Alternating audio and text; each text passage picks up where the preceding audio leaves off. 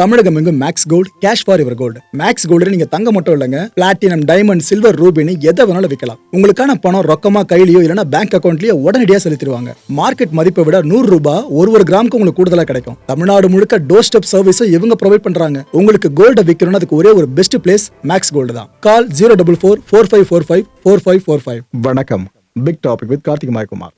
பொதுவாக நம்பிட்டு போல ரஷ்யா ஒரு நாடு சார்ந்த மிலிட்டரி ஆபரேஷனை பண்ணாங்கன்னா அவங்க நிலத்தை ஆட்டையை போட தான் பண்ணுவாங்க. ஆனால் அமெரிக்கா அப்படிலாம் பண்ணாதுன்ட்டு இப்போ அமெரிக்கா என்ன பண்ணிட்டு இருக்குன்னு நினைக்கிறீங்க?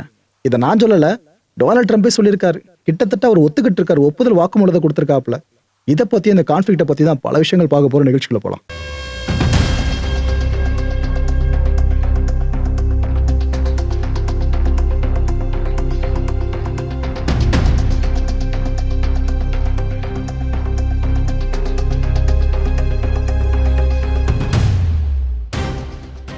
டொனால்ட் ட்ரம்ப் இப்போ என்ன பேசியிருக்காப்புல, என்னோட ரொம்ப ரொம்ப ஃபேவரட்டான விஷயம் என்ன அப்படின்னா ஈரானோட ஆயில் இருக்குல்ல, அதுதான் ஓப்பனாக சொல்லியிருக்காரு. முதல்ல ஈரான் சொல்லிச்சு பாருங்க, அவங்களுக்கு எங்கள் ரெஜிம் மேலாம் கடுப்பு இல்லை, இங்கே இருக்க ஆயில் மேலே கண்ணு, அதனால தான் இந்த போர் கீரன்ற மாதிரி பேசிட்டு இருக்கிறதா இந்த கான்ஃப்ளிக்ட் ஆரம்பிக்கிறதுக்கு முன்னாடியே ஈரான் சொல்லிச்சு. ட்ரம்ப் இப்போ கிட்டத்தட்ட உண்மைன்ற மாதிரி ப்ரூவ் பண்ணுறாருங்க. ஈரான் ஆயில் மேலே எனக்கு அவ்வளோ பெரிய கண்ணு இருக்குன்னு அந்த மனுஷன் இங்கே ஓப்பனாக சொல்லியிருக்காரு. ஆனால் சில முட்டாள் மக்களுக்கு இது புரியல அப்படின்னு சொந்த நாட்டு மக்கள் சார்ந்து திட்டுற மாதிரி தான் இருக்குது. அவங்க என்ன எதுக்கு இந்த வாரு, எதுக்கு இதெல்லாம் பண்றீங்க அப்படிலாம் என்ன கேட்கறாங்க. அந்த ஸ்டூபிட் பீப்புள் கிட்ட நான் என்னத்த சொல்லி புரிய வைக்கிறதுன்னு மக்களை திட்ட ஆரம்பிச்சிட்டாரு. அதாவது சர்வாதிகாரத்தோட அடிநாதமே பார்த்தீங்கன்னா மக்களை மதிக்காம இருக்கிறதா. அந்த விஷயத்த டொனால்ட் ட்ரம்ப் அவர்கள் கையில எடுத்துட்டாரோன்னு பல பேர் இப்ப பார்க்க ஆரம்பிச்சிட்டாங்க. ஏற்கனவே நோ கிங்ஸ் ப்ரொடெஸ்ட் வேற அவ்வளோ பெருசா போயிட்டு இருக்கு. இதுக்கு மத்தியில் இந்த மனுஷன் பேசியிருக்க இந்த விஷயம் இருக்குல்ல, இது இன்னும் மக்களை ட்ரிகர் பண்ணி விடுற மாதிரி அமைஞ்சிருக்கு. சரி, ரைட் விடுங்க. இதுக்கப்புறம் என்ன சொல்றாரு, இந்த கார்க் இருக்குல்ல, ஈரானோட மிக முக்கியமான தீவுகள்ல ரொம்ப ரொம்ப முக்கியமான தீவு. இந்த தீவு தான் ஈரானோட மேஜர் ஃபியூல் ஹப்பே. அது மேல நம்ம கண்ணு உறுத்திட்டே இருக்குன்ற மாதிரி ட்ரம்ப் பேசி வச்சிருக்காரு. இப்போ நாளை பின்ன அந்த கார்க் இருக்குல்ல, அதை நாங்க கைப்பற்றினாலும் ஆச்சரியப்படுறதுக்கு இல்லைன்னு சொல்லியிருக்காருங்க. ஈரானோட ஆயில் மேல கண்ணு நேரம் முதல்ல, இப்ப கார்க் மேல கண்ணு இருக்கிறதையும் அந்த மனுஷன் ஓப்பனா ஒத்துக்கிட்டு இருக்காரு. ஸோ இது வரைக்கும் அவங்க பண்ண செலவு இருக்குல்ல இந்த போர் சார்ந்து, இதை அவங்க அமெரிக்கா எப்படி எடுக்க போறாங்கன்னு நினைக்கிறீங்க? ஈரானோட ஏதாவது ஒரு வளத்தை எடுத்து தான் அவங்க சரி பண்ணிப்பாங்க போல இருக்கு. இது அமெரிக்காவுக்கு புதுசு இல்லை. யுக்ரைன் ரஷ்யா கான்ஃப்ளிக்ட்ல யுக்ரைனுக்கு மற்ற நாடுகள்லாம் உதவி பண்ணாத அளவுக்கு அமெரிக்கா உதவி பண்ணிச்சு. கோடி கணக்கில் பணத்தை கொடுத்தாங்க, ஆயுதங்களை கொடுத்தாங்க, ஃபுல்லா இன்டெலிஜென்ஸ் சப்போர்ட்டை பண்ண ஆரம்பிச்சாங்க. அதுக்கு அவங்க பண்ண செலவுகள் இருக்குல்ல, இதெல்லாம் யுக்ரைன் கிட்ட இருந்து வாங்க முடியாதுன்னு தெரிஞ்சுக்கிட்டு ஒரு டீலை போட்டாங்க. இது போல உங்க நாட்டில் நிறைய வளங்கள் இருக்கு, நிறைய மினரல்ஸ் இருக்கு, நிறைய இந்த நிலத்துக்கு அடியில் கிடக்குது, அதெல்லாம் நாங்கள் எக்ஸ்ட்ராக்ட் பண்ணி எடுத்துட்டு போயிடுறோம், அது மட்டும் எங்களுக்கு அலோவ் பண்ணி கொடுங்கன்னு டீலை போட்டு முடிச்சாங்க. ஜெலன்ஸ்கிக்கு ஒரு வழியில் ஓகே சொல்லி முடிச்சாப்புல. அதே ஃபார்முலாவை ஈரான் சார்ந்த அமெரிக்கா அப்ளை பண்ண ரெடியா இருக்குன்றது தான் ட்ரம்போட பேச்சு மூலமா நம்மளுக்கு கிளியர் கட்டா புரியுது. ஒருவேளை கார்கை எங்களால எடுத்துக்க முடியாம போயிடுச்சு அப்படின்னா கூட எங்களுக்கு மற்ற ஆப்ஷன்ஸ் இருக்கு அப்படின்றாரு. ஸோ ஒரு ரியல் எஸ்டேட் அதிபர் அமெரிக்க அதிபராக இருக்கும்போது அவரோட பார்வை ஒரு போர்க்காலத்தில் எப்படி இருக்குன்றத இங்க தெளிவா காமிச்சிருக்காருல. ஒரு இடம் இல்லைன்னா இன்னொரு இடம், அந்த இடம் இல்லைன்னா இன்னொரு இடம். ஸோ அவங்க கிட்ட லிஸ்ட் ஒன்று ரெடியா இருக்கு போல இருக்கு, எந்தெந்த இடங்களை நம்ம எடுத்து ஆக்குபை பண்ணலான்ற மாதிரி. ஸோ கார்கில்னா அடுத்த ஒரு பகுதின்றத அவங்க ஃபிக்ஸ் பண்ணி வச்சிருக்கிறது தெளிவா தெரியுது. ஈரான் கிட்ட இப்போ பாதுகாப்பு சார்ந்து பெருசா எதுவுமே இல்லை. அவங்களோட கண்களை நாங்கள் அடிச்சிட்டோம், இந்த ரேடார் அது இதெல்லாம் வச்சிருப்பாங்களா ஏர் டிஃபென்ஸ் சார்ந்து, அதெல்லாம் நாங்கள் அடிச்சிட்டோம்னு சொல்லிட்டு இருக்காரு. அப்புறம் எப்படி ஈரானால இவ்வளவு தூரம் தாக்கு பிடிக்க முடியுது? முரண்பாடா இருக்குல்ல. சரி, ரைட்டு விடுங்க. ஸோ நாங்கள் இப்போ நினைக்கிறத ஈரான்ல எடுத்துக்க முடியும்ன்றாப்ல. இது காட்டில் தான் நடக்கும் இந்த விஷயம். பலம் பொருந்திய மிருகங்கள் பலவீனமான மிருகங்களை அடிச்சு சாப்பிட்றது. நம்ம காட்டில் இல்லை, நாட்டில் வாழ்ந்துட்டு இருக்கோம். ஆனால் இங்கே என்ன பண்ணிட்டு இருக்காங்க பார்த்தீங்களா, காடு எது நாடு எதுன்னு வித்தியாசம் தெரியாமல் போயிடுச்சு. இந்த டீல் இருக்குல்ல, இது ரொம்ப சீக்கிரமாக முடிஞ்சுன்னு நினைக்கிறேன், அதுவும் ஃபேராக முடிஞ்சுன்னு நினைக்கிறேன். அதில் மட்டும் ஏதாவது நினப்பில் மண்ணு வந்துச்சு, நான் நினைக்கிறதெல்லாம் பண்ண ஆரம்பிச்சிருவேன். ஏற்கனவே கார்கு மேலே எனக்கு ஒரு கண்ணு, ஈரான் ஆயில் மேலே கண்ணு, வெனிசுலா கதியதுக்கு வரலான்ற மாதிரி தான் ட்ரம்போட பேச்சு ஒன்று த்ரெட்டு தோணிலே அமைஞ்சிருக்குங்க. எந்த அளவுக்கு த்ரெட் நீங்க பெருசா ஏற்படுத்த முடியுமோ அவ்வளவு தூரம் பேச்சில் ஏற்படுத்தியிருக்காரு. போர்க்களத்தில் எவ்வளவோ ட்ரை பண்ணி பார்த்தாங்க, ஈரானை சரணடை செய்ய முடியல. சரி, சைக்காலஜிக்கல் வார்ஃபேரை வார்த்தைகள் மூலமா வெளிப்படுத்துவோம் தான் ட்ரம்ப் அவர்கள் இப்போ இந்த முயற்சி ஆரம்பிச்சிருக்காரு போல் இருக்கு. ரைட்டு, இப்போ நீங்க ஸ்கிரீன்ல பார்த்துட்டு இருக்கீங்களா, இதுதான் அந்த கார்க் ஐலாண்டு. இங்க அந்த ஏர்போர்ட் பகுதி இருக்குங்க. இதுக்கு முன்னாடி இந்த ரன்வே சார்ந்து அடிச்சாங்க, ஞாபகம் இருக்கா? அமெரிக்கா இந்த பகுதி சார்ந்து அடிச்சிருந்தாங்க. ஏர் டிஃபென்ஸ் காம்ப்ளெக்ஸ் இங்கே தான் இருக்கு. அமெரிக்கா ஏதாவது மிசைல் சார்ந்து ஏதாவது தாக்குதல் நடத்துறாங்க அப்படின்னா இங்க இருக்க ஏர் டிஃபென்ஸ் தான் அதை ஃபுல்லா அடிச்சு காலி பண்ணணும். ஆனா அதுவே இப்ப இருக்கான்றதான் பெரிய கேள்வி. ஏன்னா ஏற்கனவே முந்தைய தாக்குதல் அடிச்சது அமெரிக்கா சொல்லிட்டு இருந்துச்சு. அண்ட் இந்த ஆயில் டெர்மினல் சொன்ன பாத்தீங்களா, ஈரானோட மிக முக்கியமான மேஜர் ஃபியூல் ஹப்பே இந்த கார்கு தான். அதுல ரொம்ப முக்கியமான பகுதி இந்த இடம் தாங்க, ஆயில் டெர்மினல். இத அமெரிக்கா தொட்டு இன்னும் பெருசா பிரச்சனை கிரியேட் பண்ணாங்கன்னா ஈரானை இன்னும் ட்ரிகர் பண்ணி விடுற மாதிரி ஆயிடும். ஒட்டுமொத்த கோபமும் மிடில் ஈஸ்ட் மேல திரும்ப ஈரான் இறக்க ஆரம்பிச்சிடும். ஸோ இந்த ஈரானோட ஸ்டேட் ஆஃப் ஹார்மஸ் இங்க இருக்கா, ஈரானுக்கு மட்டும் சொந்தம் இல்லை, இன்னும் மற்ற தரப்புகளுக்கு அது சொந்தம் கொண்டாடுவாங்க.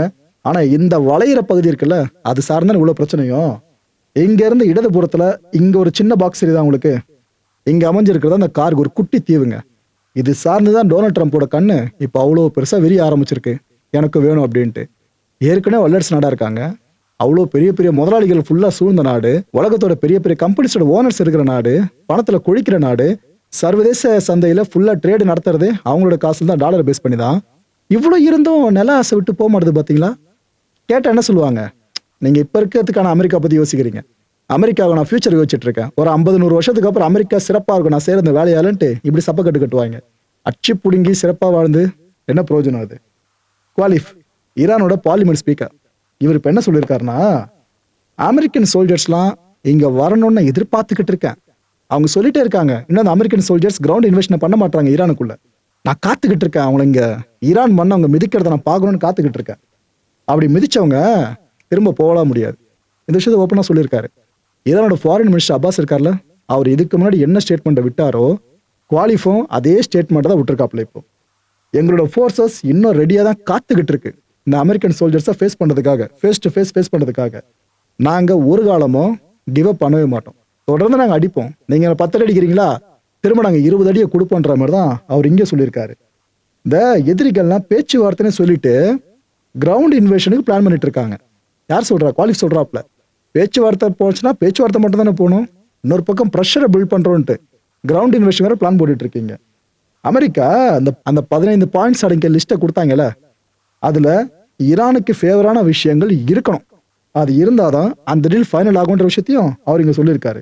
ஸோ போர்ல ஜெயிக்கணும் அப்படின்னா இது போல 15 திட்டங்களை கையில குத்துட்டு சைன் போடுங்கன்னு சொன்னாலும் போர்ல ஜெயிக்க முடியாது.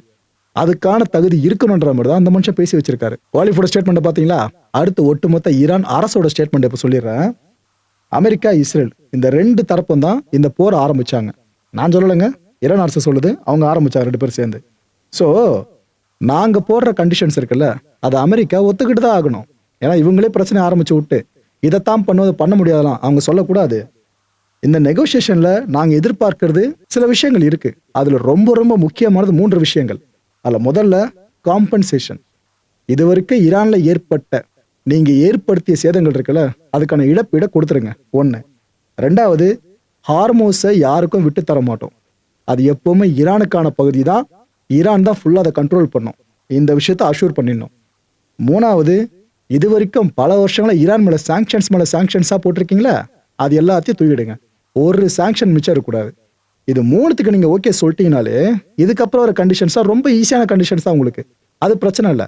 ஆனா இந்த 3த்துல 1க்கு நோ சொன்னாலும் டீலை பத்தி நீங்க யோசிக்காதீங்கன்னு தான் ஈரான் இப்ப சொல்லியிருக்கு. திரும்பவும் இந்த ஹார்மோஸை பேஸ் பண்ணி விஷயம் இவ்வளவு பெருசா போயிட்டு இருக்குல்ல, நெகோசியேஷன்ல ஹார்மோஸ் தான் முக்கியமா இருக்கணும்னு சொல்லிட்டோம். ஈரான் இப்ப ப்ரெஷர் பண்ண ஆரம்பிச்சிருச்சுல, ஹார்மோஸ் சார்ந்து ரீஷேப் பண்ற வேலையவும் அவங்க சைட்ல ஆரம்பிச்சிட்டாங்க ஈரான். இந்த ஈரான்ல ஒரு சட்டத்தை பாஸ் பண்றாங்களாமா, இப்ப அது சார்ந்த செய்தி வெளியே வந்திருக்கு. இந்த சட்டத்தின்படி பாத்தீங்கன்னா இந்த ஷிப்பிங் செக்யூரிட்டி இருக்குல்ல, அதாவது ஹார்மோஸ் வழியா பயணிக்கிற கப்பல்கள் இருக்குல்ல, இதுக்கான பாதுகாப்பை உறுதிப்படுத்துறது, அந்த செக்யூரிட்டியை கேரண்டி பண்றது, இந்த எஸ்கார்ட் பண்ற வேலை எல்லாத்துக்கும் சேர்த்து வச்சு புதிய ரெகுலேஷன்ஸை கொண்டு வராங்களாமா ஈரான். 2வது மேட்ரு, என்விரான்மெண்டல் ஃபீன்னு ஒருத்த கலெக்ட் பண்ண போறாங்களாம். முதல்ல டோல்னு சொன்னாங்கல்ல, அது டோல் கிடையாதுங்க, என்விரான்மெண்டல் ஃபீயா, இதை கட்டணமா அவங்க வசூலிக்க போறாங்களாம். 3வதா, இந்த வெசல்ஸ்லாம் டிரான்சிட் ஆகுது பாருங்க, இது சார்ந்த கட்டணம் தனியா வசூலிக்கப்படும்ன்றாங்க. ஏங்க இவங்க போடுற லிஸ்ட்டை பார்த்தா முதல்ல சொன்னாங்கல்ல ஒரு 18 கோடி ரூபாய் வரைக்கும் பே பண்ணிட்டு அந்த பக்கம் கப்பல் போற மாதிரி இருக்கணும் அப்படின்ட்டு, இது இன்னும் அதிகமா இருக்கும் போல இருக்கு தனித்தனியா பே பண்ணாங்கனாக்கா. ஸோ இதுல கடுப்பாக தான் ட்ரம்ப் சொல்ல ஆரம்பிச்சிட்டாரு, அங்க மட்டும் நீங்க எதனா ஹார்மோஸ்ல அந்த டோல் கீழ்னு போட்டீங்க 2 நிமிஷத்துல காலி பண்றோன்னு சொன்னார் பாத்தீங்களா, அது இதுல ட்ரிகர் தான் சொல்லியிருப்பாரு. இப்பதான் எல்லாருக்கும் கனெக்ட் ஆகுது. ஏன்னா உலக நாடுகளோட கப்பல்கள் போயிட்டு வர இடம், அந்த நாடுகள்லாம் ஈரானுக்கு இந்த அளவுக்கு கப்பம் கட்ட ஆரம்பிச்சிட்டான்னு வச்சுங்க, எல்லா நாடுகளுக்கு கோபமும் அமெரிக்கா பக்கம் தான் திரும்பும். ஏன்பா இந்த போரை ஆரம்பிக்காம இருந்திருந்தா நாங்க ஒழுங்கா போயிட்டு வந்திருப்போம், பிரச்சனை இல்லாம இருந்திருக்கோம். போரை ஆரம்பிச்சு விட்டு லாஸ் ஏற்படுத்துற மாதிரி இவ்வளவு பணத்தை கட்டுற மாதிரி வச்சிட்டீங்கன்னு அந்த பக்கம் திரும்பி கோவம் தான் போடுவாங்க. இந்த பணம் இருக்குல்லங்க, அதான் ஈரான் இந்த சட்டத்தை ஒருவேளை அவங்க நிறைவேற்றி முடிச்சிட்டாங்க அப்படின்னா, இம்ப்ளிமெண்ட் ஆகிட்டு இதுக்கப்புறம் இந்த கப்பம் கட்டுற வேலையை ஆரம்பிச்சிட்டான்னு வைங்க, இப்படி கிடைக்கிற ரெவன்யூவை ரீஜனல் டெவலப்மெண்ட்டுக்கு பயன்படுத்துன்றாங்க. ஈரானோட டெவலப்மெண்ட்டை மொத்தவங்க சொல்லல மக்களே, ரீஜனல். அடிக்கிறதும் ரீஜனை தான், ஈரான் அடிக்கிறதும் டெவலப்மெண்ட் சார்ந்து பேசுறதும் ரீஜனை தான். ஸோ ஈரானோட நிலைமை உங்களுக்கு புரியுதா? எங்களை நீங்கள் தான் பாதுகாத்துருக்கணும் சுற்றி இருக்க நாடுகள்லாம், ஆனால் எங்களை அடிக்கிறதுக்கு நீ தான் இடத்த கொடுத்துருக்கீங்க அமெரிக்காவுக்கு. அதனால நீங்கள் எங்களோட எதிரிகள்ன்ற மாதிரி தான் அவங்க பார்த்துக்கிட்டு இருக்காங்க. பட் இன்னும் அவங்க விட்டு கொடுக்கல மிடில் ஈஸ்ட்டை. நாளை பின்ன பிரச்சனை முடிஞ்சதுக்கப்புறம் சுமூகமாக தான் நினைக்கிறாங்க. ஆனால் மிடில் ஈஸ்ட் அடிவான நாடுகள் இதுக்கப்புறம் நினைக்கணுமே இதை. ரைட்டு. ப்ரொஃபஸர் சையத் மெரண்டி, இவர் இந்த ஈரானோட நியூக்ளியர் நெகோசியேஷன் டீம் இருக்குல்ல, இதுக்கு முன்னாள் அட்வைசராக இருந்தவருங்க. அப்போ ஏற்பட்ட இந்த பர்சன் இப்போ என்ன தெரியுமா சொல்லியிருக்காரு, எல்லாம் ஜஸ்ட் வெயிட் பண்ணுங்க, வாட்ச் பண்ணுங்க, பொறுமையா இருங்க. ஈரான் ஒரு மிகப்பெரிய ஜஸ்டிஸை, அதுக்கு ஏற்பட்ட எல்லா லாசஸ்க்கும் சேர்த்த ஒரு ஜஸ்டிஸை கூடிய சீக்கிரமே பெறப்போகுதுன்னு சொல்லிட்டு அதுக்கப்புறம் என்ன சொல்றாரு, ஜிசிசி கண்ட்ரிஸ் இருக்குல்ல, லைக் இந்த சவுதி, யுஏஇ, கத்தார், இன்னும் சில தரப்புகள், இப்படி எல்லா தரப்புகள்லையும் அமெரிக்க பேஸே இல்லாதனால உருவாக போகுதுன்னு சொல்லி வச்சிருக்காரு. ஈரானோட அடுத்த கட்ட பிளான் இதுதான் சொல்றாரு அவரு. ஏன்னா இப்போ அவங்க அடிச்சுக்கிட்டு இருக்காங்க ஈரான் இவ்வளோ அக்ரெசிவா அமெரிக்க பேசஸை தேடி தேடி. இதுக்கு பின்னாடி இருக்க பெரிய காரணமே ஃபியூச்சர்ல இந்த ரீஜன்ல ஒரு அமெரிக்க பேஸ் இருந்துடக்கூடாதுன்றதுக்காக தான் அவங்க இவ்வளவு தூரம் அக்ரெசிவா செயல்பட்டு இருக்கிறதா சயீத் அவர்கள் ஒரு பெரிய விஷயத்த சொல்லியிருக்காருங்க. ஆக்சுவலா நிறைய பேர் அதை சஸ்பெக்டா பார்த்துட்டு இருந்தோம் முதல்ல, ஆனா இப்போ ஒரு கன்ஃபார்ம் பண்ணி சொல்லியிருக்காரு இதுக்காக தான் அடிக்கிறோம் அப்படின்னு சொல்லிட்டு. ரைட்டு. இதை சொன்னது மட்டும் இல்லாம ஈரான் எந்த அளவுக்கு செஞ்சுக்கிட்டு இருக்கு தெரியுமா? இந்த ஈராக் இருக்குல்ல, அதோட தலைநகர் பாக்தாத் இருக்கு பாருங்க, அங்க இருக்க அமெரிக்காவோட விக்டரி பேஸ், இந்த பேஸ்ல ராக்கெட் மேல ராக்கெட்டா வந்து விழுந்துகிட்டு இருக்கு. ஈரான் டைரக்டா அடிக்குதா இல்ல ஈரானோட ப்ராக்சிஸ் எல்லா பகுதியிலும் இருக்காங்களே அவங்க அடிக்கிறாங்களா தெரியலங்க, ஆனா ராக்கெட் மேல ராக்கெட்டா வந்து விழுந்துகிட்டு இருக்கு. அங்க அமெரிக்க சோல்ஜர்ஸ் யாரும் இல்ல, அது ஒரு ஆறுதலான செய்தி எல்லாருக்குமே. அவங்களும் மனுஷங்க தான், அவங்க சார்ந்து நம்ம இறக்கப்பட்டு தான் ஆகணும். அவங்க யாருமே இல்லைன்றதுனால உயிர் சேதம் ஏற்படலை. அப்படி ஒரு வேளை இருந்திருந்தாங்கன்னா கேஷுவாலிட்டிஸ் பயங்கரமா இருந்திருக்கோங்க. விஷயம் தெரிஞ்சிருக்கும் உங்களுக்கு. இது போல அமெரிக்காவோட பேசஸ்க்கு இங்க த்ரெட்ன்ற விஷயம் கன்ஃபார்ம் ஆனதுமே யூஎஸ் சோல்ஜர்ஸ்லாம் ஹோட்டல்ஸ் கிளம்பி போக ஆரம்பிச்சிட்டாங்க, சிவிலியன்ஸ் இருக்கிற பகுதி போக ஆரம்பிச்சிட்டாங்க, பல பேர் நாட்டுக்கே கிளம்பிட்டாங்க. ஸோ இப்போ வெறுமன இருக்க இடங்களை அடிச்சு காலி பண்ற வேலையில் ஈரான் ரொம்ப தீவிரமா ஈடுபட்டு இருக்கு. இதுதான் வாய்ப்புன்னு நினைக்கிறாங்க ஈரான். இதை விட்டா நம்மளுக்கு இன்னொரு சந்தர்ப்பம் கிடைக்காதுன்னு இறங்கி அடிச்சுக்கிட்டு இருக்காங்க. இப்போ அமெரிக்காவோட விமானங்கள் இருக்குல்ல, அது மட்டும் பேட்ரோல் ஈடுபட ஆரம்பிச்சிடுச்சு. ஏன்னா அமெரிக்க பேசஸ்ல சோல்ஜர்ஸ் இருந்தா அவங்க ஊருக்கு பிரச்சனை, ஆனா நம்ம பேட்ரோல் மட்டும் பண்ணுவோம்னு இப்ப ஆரம்பிச்சிருக்காங்க. இன்னொன்னு யோசிச்சு பாருங்களேன், பேட்ரோல்ல ஈடுபட்டு இருக்க அந்த வானூர்திகளுக்கு பிரச்சனை ஏற்படாதுன்னு என்ன கேரண்டி? இந்த வான் சார்ந்து மட்டும் இல்லைங்க, கடல் சார்ந்தும் ஈரான் அவ்வளோ குறிய பெருசா எடுத்துட்டு போயிட்டு இருக்காங்க.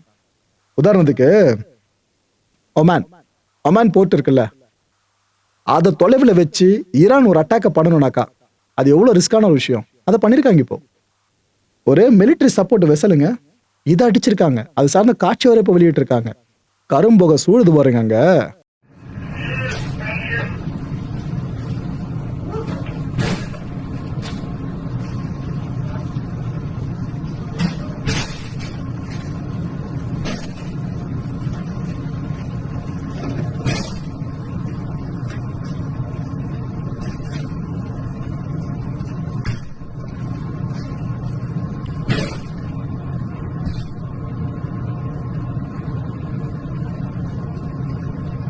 ஒரு பக்கம் அமெரிக்க பேசஸை அடிச்சு துவம்சம் பண்ணிக்கிட்டு இருக்கு ஈரான், இன்னொரு பக்கம் கடல்சார் தாக்குதல்களும் பெருசா பண்ணிட்டு இருக்காங்க.